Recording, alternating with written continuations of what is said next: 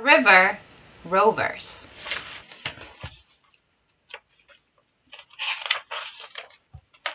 After a long, hard day at school, what could be better for getting rid of all the stresses and strains than messing about on a river?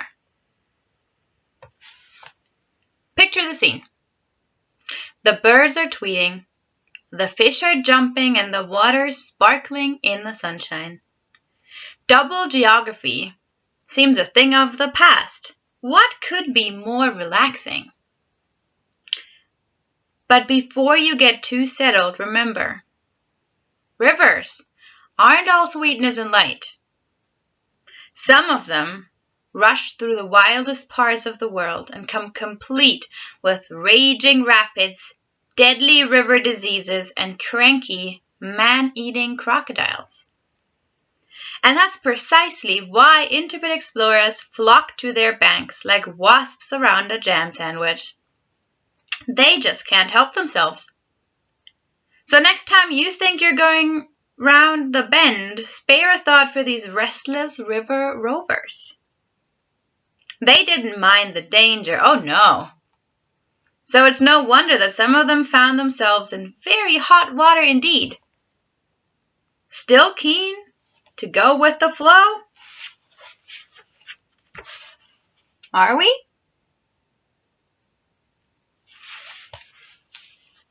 Before we start, an earth-shattering fact. When he found himself in deep trouble, roving Scottish explorer Joseph Thomson had a barmy but brilliant trick up his sleeve.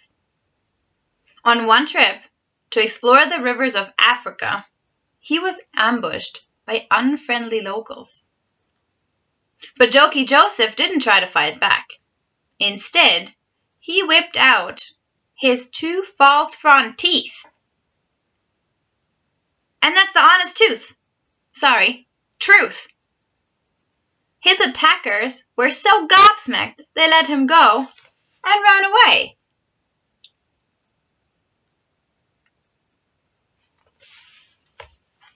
Rambling Raleigh. Like joking Joseph Thomson, ace British sailor Walter Raleigh loved an adventure. Something he could get his teeth into. But in setting off to search for the legendary land of El Dorado in South America, you could say that Rambling Raleigh bit off a lot more than he could chew.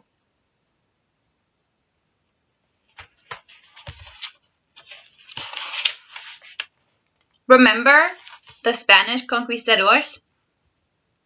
In the 16th century, they'd gone to South America and got filthy rich by killing the locals and stealing their gold. Well, Queen Elizabeth I of England was green with envy. Spain was England's arch enemy, and Liz desperately wanted to get her hands on some of that lovely loot. So she decided to send her trustiest sea captain, Sir Walter Raleigh, to grab a cut of the profits. Sensible Sir Walter leaped at the chance. Actually, he had no choice. If he'd refused, the Queen would have chopped off his head, which would have been a real pain in the neck. In 1595, Sir Walter set off for South America.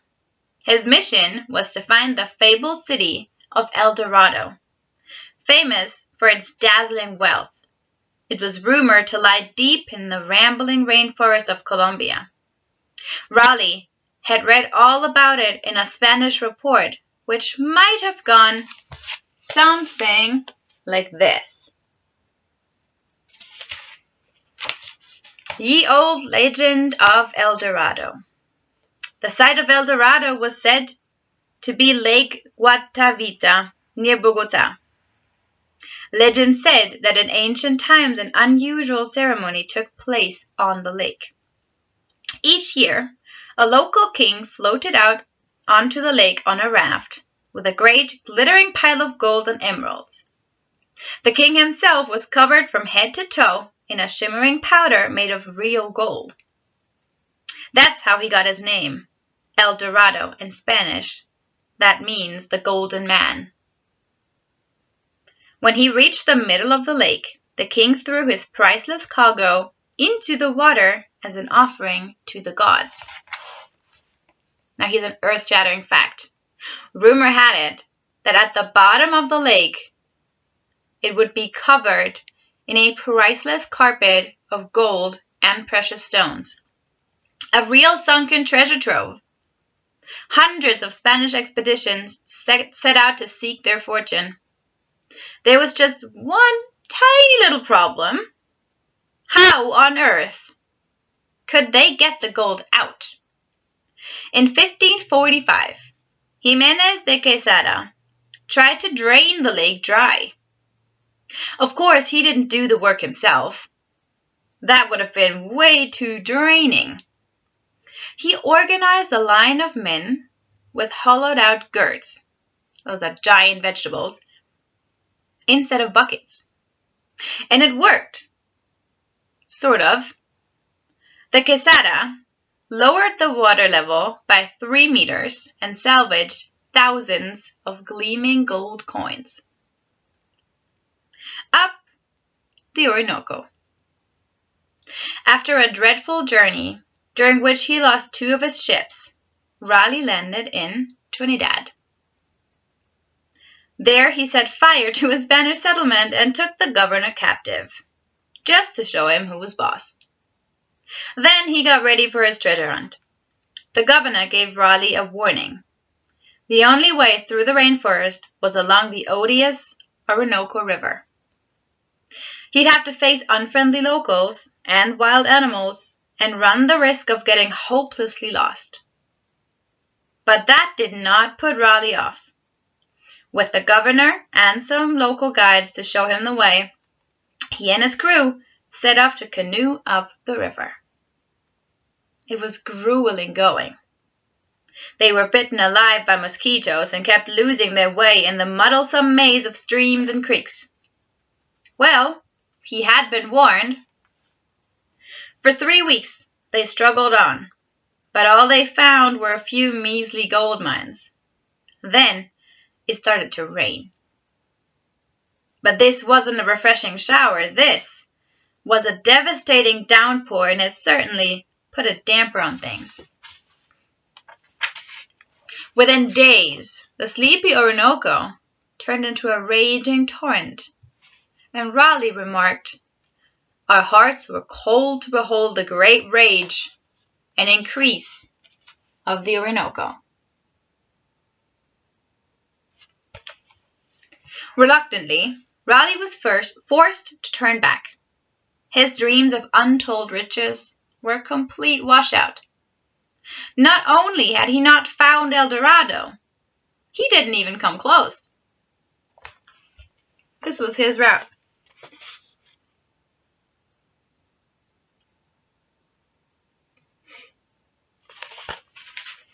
Wary Sir Walter returned to England empty-handed. Needless to say, Queen Elizabeth was not amused. South America again. From then on, things went from bad to worse for Sir Walter.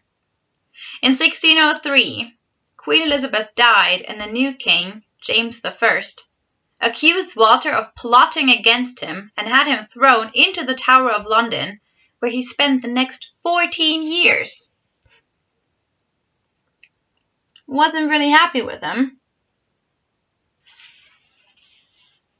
Then, in 1616, King James had a change of heart. He released Raleigh from the Tower and ordered him to sail to South America again in a last-ditch attempt to find El Dorado. The king hadn't suddenly turned into a softy. Actually, he was strapped for cash and needed Raleigh to find him some gold. But the political situation had changed, and the crafty king didn't want any trouble with Spain. When he finally reached South America the following year, Raleigh fell sick and was too woefully weak to lead the expedition himself. So he sent his son, Wat, to find El Dorado instead, with strict orders not to upset the Spanish. Unfortunately, Wat did not listen to a word his dad said. He and his companions attacked a Spanish settlement, and Wat ended up being killed. Once again, Sir Walter returned to England in disgrace. As soon as he landed, he was arrested and thrown in the Tower. And this time, he finally lost his head.